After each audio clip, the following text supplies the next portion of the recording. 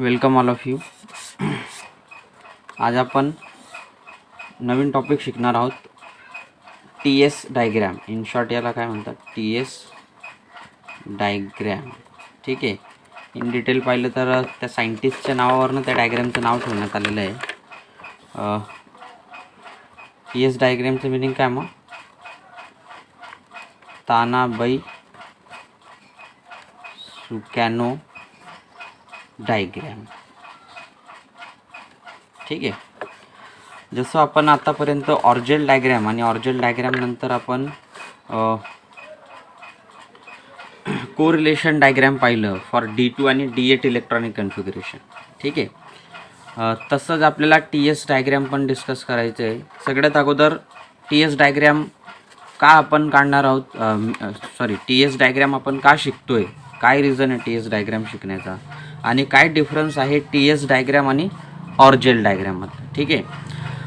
पहिली एक इम्पॉर्टंट गोष्ट टॉपिक स्टार्ट करताना मी पहिलेच एक गोष्ट सांगून देतो की टी एस डायग्रॅम सुरू करताना किंवा टी एस डायग्रॅम शिकण्यासाठी समजून घेण्यासाठी ऑर्जेल डायग्रॅमचं नॉलेज तुम्हाला किंवा ऑर्जेल डायग्रॅम शिकणं खूप इम्पॉर्टंट आहे. आपण क्लासरूममध्येच D1 इलेक्ट्रॉनिक कन्फिगरेशनपासून तर D10 इलेक्ट्रॉनिक कन्फिगरेशनपर्यंत सगळ्याच इलेक्ट्रॉनिक कन्फिगरेशनचे ऑर्जेल डायग्रॅम डिस्कस केलेले आहेत ऑलरेडी. ठीक आहे. मग परत ते रिपीट करणं आता या लेक्चरला काही पॉसिबल नाही आहे, त्याच्यामुळे ते तुम्ही परत वाचून घ्यायचं Orgel diagram for D1 and D10 electronic configuration. आता आपण डायरेक्ट टी एस डायग्रॅमकडे येऊ.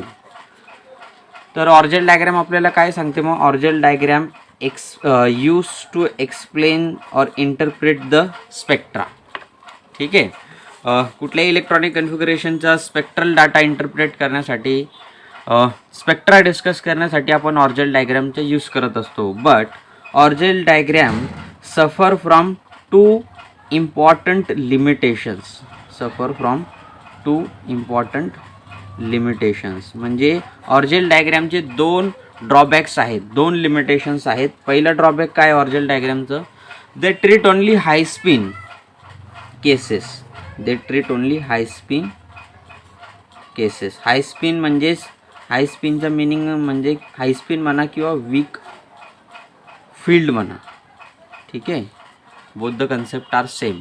म्हणजे ऑर्जेल डायग्रॅम काढताना आपण फक्त हाय स्पिन केसेस लक्षात घेतो, फक्त वीक क्रिस्टल फील्ड लक्षात ठेवूनच आपण ऑर्जेल डायग्रॅम काढतो. स्ट्रॉंग फील्ड कन्फिगरेशनला किंवा लो स्पिन केसेस आपण तिथे कन्सिडर करत नाही. हा एक इम्पॉर्टंट ड्रॉबॅक आहे. दुसरा इम्पॉर्टंट ड्रॉबॅक काय आहे? They are only useful for spin allowed transition when number of observe peak is greater than or equal to the number of empirical parameter. म्हणजे ऑर्जेल डायग्रॅम फक्त स्पिन अलाउड ट्रान्झिशन लक्षात घेऊनच आपण ऑर्जेल diagram काढत असतो. ठीक आहे. ते स्पिन अलाउड ट्रान्झिशनसाठी आपण बरेच पॅरामीटर्स पण लक्षात घेतले होते. MSc फर्स्ट इयरच्या 130चा तो बाकीचा पार्ट आहे स्पेक्ट्राचा. ठीक आहे. तर आपण स्पिन अलाउड ट्रान्झिशनच फक्त तिकडे घेतो आणि तेवढेच पीक आपण कन्सिडर करून ऑर्जेल डायग्रॅम काढत असतो. पण ॲक्च्युअलमध्ये जर तुम्ही ऑब्झर्व पीक पाहिले स्पेक्ट्रामध्ये तर ते ऑब्झर्व पीक तुम्हाला जास्त मिळतात. जर वेगवेगळे इम्पेरिकल पॅरामीटर्स आपण कन्सिडर केले म्हणजे when number of observe peak is greater than, observe peak आपले कसे येतील मग? Observe peak is greater than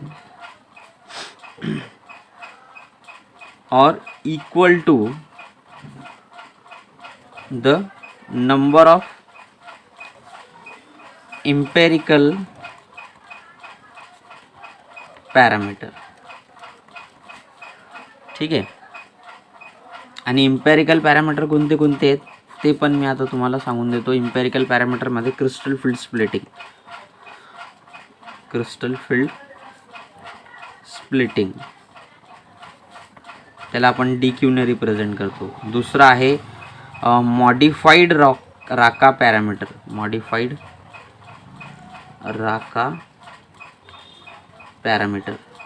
त्याला बी डॅशने रिप्रेझेंट करतात. राका पॅरामीटर आपण बीने रिप्रेझेंट करतो, मॉडिफाईड राका पॅरामीटर आपण रिप्रेझेंट करतो बी डॅशने.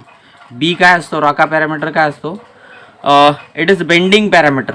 म्हणजे जेव्हा दोन, हे पहा ऑर्जेल डायग्राम आठवा तुम्ही, जेव्हा दोन सेम सिमेट्री आणि सेम एनर्जीचे लेवल्स क्रॉस होत नाही, ते बेंड होऊन जातात. आणि मग हा बेंडिंग पॅरामीटर आपण लक्षात घेतो, कुठे लेवल्स कशी बेंड झालेली आहे. ठीक आहे, ते पॅरामीटर आपण बी किंवा बी डॅशचा वापर करून रिप्रेझेंट करत असतो, त्यालाच आपण राका पॅरामीटर म्हणतो. आणि अजून एक इम्पॉर्टंट पॅरामीटर आहे तुमचं बेंडिंग कॉन्स्टंट. बेंडिंग कॉन्स्टंट त्याला आपण रिप्रेझेंट करतो एक्सने. मग हे सगळे पॅरामीटर जर कन्सिडर केले तर जेवढे एनर्जी लेवल्स हे सगळे पॅरामीटर्स जर कन्सिडर केले तर जेवढे पिक्स आपण ऑर्जेल डायग्राममध्ये दाखवलेले आहेत, जेवढे पिक्स आपण ऑर्जेल डायग्रामला दाखवले त्याच्यापेक्षा जास्त पीक ॲक्च्युअलमध्ये आपल्याला मिळतात. म्हणून आपण इनिशियलीच लिहिलं की observe peaks is greater than that of or equal to the empirical parameter. मग त्याच्यापेक्षा जास्त पीक का मिळतात हे सुद्धा ऑर्जेल डायग्रामने एक्सप्लेन केलेले नाहीत. आणि हे पॅरामीटर्सबद्दल सुद्धा ऑर्जेल डायग्रामने बरंच काही एक्सप्लेनेशन तिथे दिलेलं नाही आहे. म्हणून मग पुढे काय, ऑर्जेल डायग्रामला मॉडिफाईड केलं या सायंटिस्टने, या दोन सायंटिस्टने, आणि नवीन डायग्राम त्यांनी रिप्रेझेंट केली. त्या डायग्रामला आपण काय म्हणतो, मग TS डायग्राम म्हणत असतो. मग TS डायग्राम काढताना आपण काय करतो, मग it is possible to add both the high spin and low spin cases, or it is possible to consider both weak and strong field cases in same diagram. एकाच डायग्राममध्ये आपण वीक फील्ड आणि strong field cases consider करू शकतो, बरोबर आहे. दुसरी गोष्ट, वीक फील्ड आणि स्ट्रॉंग फील्ड पॅरामीटर्स अरेंज करताना आपण जे अनदर पॅरामीटर्स आहेत, जसं मी तुम्हाला क्रिस्टल फील्ड स्प्लिटिंग पॅरामीटर सांगितलं DQ, आणि अदर बी डॅश आणि एक्स, हे सगळे पॅरामीटर कन्सिडर करून आपण एकाच डायग्राममध्ये वीक फील्ड आणि स्ट्रॉंग फील्ड केसेस कन्सिडर करून एक नवीन डायग्राम आपण बनवू शकतो. ऑर्जेल डायग्राममध्ये फक्त वीक फील्ड केसेस कन्सिडर करून डायग्राम काढलेली होती, पण TS डायग्राममध्ये आपण एकाच डायग्राममध्ये दोघं स्ट्रॉंग फील्ड आणि वीक फील्ड केसेस कन्सिडर करणार आहोत. तर ती डायग्राम ऑलरेडी तुम्हाला स्क्रीनवर दिसत असेल. ही डायग्राम कोणत्या बेसिसवर काढण्यात आलेली आहे, फक्त ते पॅरामीटर्स आपण पाहू. पहिलं एक इम्पॉर्टंट पॉईंट ज्याच्या बेसिसवर ही डायग्राम काढण्यात आलेली आहे, तर TS डायग्रामवर नेहमी जी बेस लाईन असेल, किंवा इन शॉर्ट आपण म्हणू इन सिम्पल की TS डायग्राममध्ये ग्राउंड स्टेट जी असेल ती हॉरिझॉन्टल लाईन असेल, पहिली लाईन. ठीक आहे, त्यालाच आपण ग्राउंड स्टेट कन्सिडर करणार आहोत. आणि त्या ती लाईन ग्राउंड स्टेटला कन्सिडर करून मग ती लाईन ग्राउंड स्टेट आहे असं कन्सिडर करून रिमेनिंग लेवल्स आपण त्याचा पुढे लिहिणार आहोत. ठीक आहे, त्याच्यानंतर दुसरं important point, low spin terms, म्हणजेच ग्राउंड स्टेटपेक्षा कमी मल्टिप्लिसिटीजचे टर्म्स पण आपण इथे अरेंज करणार आहोत एका लाईनला, इकडे वरच्या लाईनला. ठीक आहे, आणि नंतर आपण सगळेच पॅरामीटर, ही डायग्राम आपण कोणत्या पॅरामीटर समोर घेऊन काढणार आहोत, मग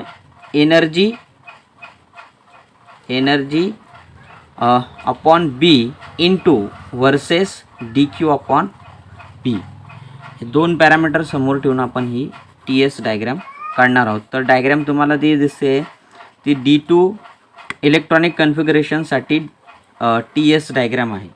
आणि D2 आणि D8चं रिलेशन ऑलरेडी आपण डिस्कस केलेलं आहे की D2 आणि D8 they are whole reverse to each other.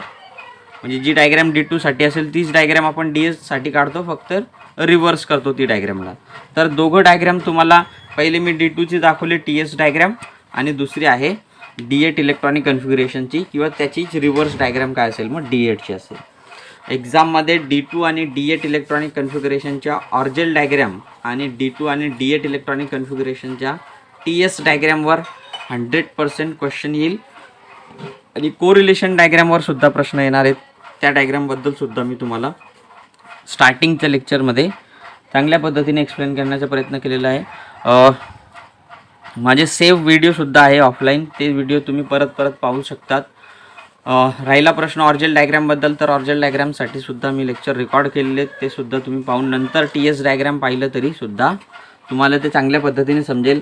काही टी एस डायग्राममध्ये तुम्हाला मध्ये एक अशी लाईन दिसेल आणि नंतर इकडे पण पीक आणि इकडच्या साईडला पण पीक दिसतील, तर ती लाईन कशासाठी ड्रॉ केलेली, मग वेगवेगळे मेटल आयन सेम इलेक्ट्रॉनिक कन्फिगरेशनला कसे पिक्स दाखवतील हे एक्सप्लेन करण्यासाठी ती लाईन तिथे दाखवण्यात आलेली. थोडीशी टी एस डायग्राम ही तुमची टफ आहे, पण तुम्ही पॅरामीटर्स लक्षात घेतले, ऑर्जल डायग्रामचे लिमिटेशन्स आणि हे टी एस डायग्राम कोणत्या पॅरामीटरवर कोणत्या बेसिसवर काढण्यात आलेले ते लक्षात घेतलं तर तुम्हाला ते सिम्पल होऊन जाईल. इन शॉर्ट ऑर्जल डायग्राम जर लक्षात घेतली तर टी एस डायग्राम समजून घेणं काही डिफिकल्ट नाही.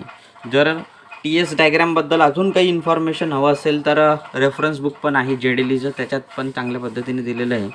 अजून तुम्हाला ॲडिशनल इन्फॉर्मेशन हवं असेल तर मला कमेंट करा, मी थोडंसं लेक्चर अजून एक दुसरं 10-15 मिनटाचं लेक्चर टी एस डायग्रामवर रेकॉर्ड करून अपलोड करून देईल. ठीक आहे, मग इथे आपला टी एस डायग्रामचा पार्ट संपतो आहे. रिमेनिंग पार्ट आपण नेक्स्ट लेक्चरमध्ये पाहू. थँक्यू.